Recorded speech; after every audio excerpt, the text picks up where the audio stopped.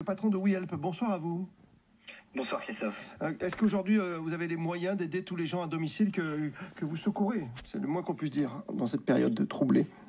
Alors les moyens, c'est un vrai problème. Aujourd'hui, on aimerait bien avoir plus de moyens pour accompagner toutes les personnes âgées dépendantes dont on s'occupe. Aujourd'hui, les services d'aide à domicile et les auxiliaires de vie sur le terrain sont une vraie digue pour protéger l'hôpital. On aide l'hôpital à libérer des lits pour permettre de transformer ces lits en lits de réanimation. On aide les hôpitaux en prenant en charge des patients positifs au coronavirus pour les maintenir le plus longtemps possible à domicile. Et pour ça, on n'a pas du tout les moyens de jouer le rôle qui nous est donné dans cette crise.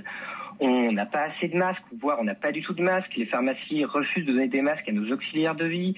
On n'a vraiment pas les moyens de travailler dans des bonnes conditions et de permettre de nous occuper de toutes ces personnes âgées. Et comment dépendantes. vous faites quand vous arrivez dans une maison pour une aide à domicile? C'est du ménage, c'est du soin, c'est de la toilette?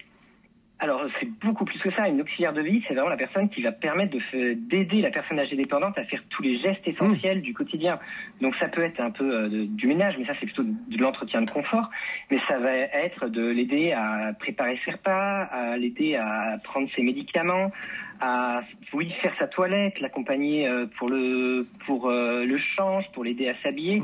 Souvent, l'auxiliaire de vie est la seule personne qui passe au domicile, et encore plus actuellement dans cette période de confinement.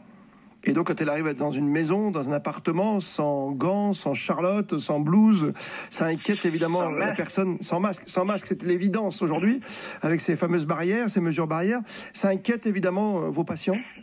Ça inquiète bien évidemment les personnes âgées de voir leurs auxiliaires de vie qui arrivent sans matériel parce que le matériel ne leur est pas donné.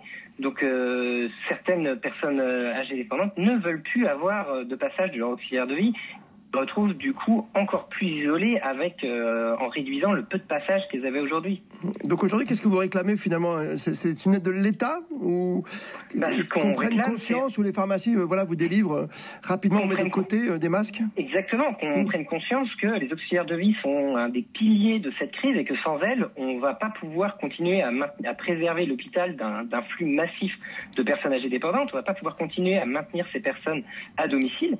Et sans une mobilisation des pouvoirs publics pour revaloriser la profession, pour reconnaître le rôle des auxiliaires de vie, pour les considérer comme du personnel de santé qui a le droit au masque, que les pharmaciens donnent des masques aux auxiliaires de vie, on ne pourra pas tenir très longtemps, et il ne va pas se passer très longtemps avant qu'on se retrouve dans la même situation que l'Espagne, à ouvrir des portes de publics fragilisés et de trouver des morts derrière les portes.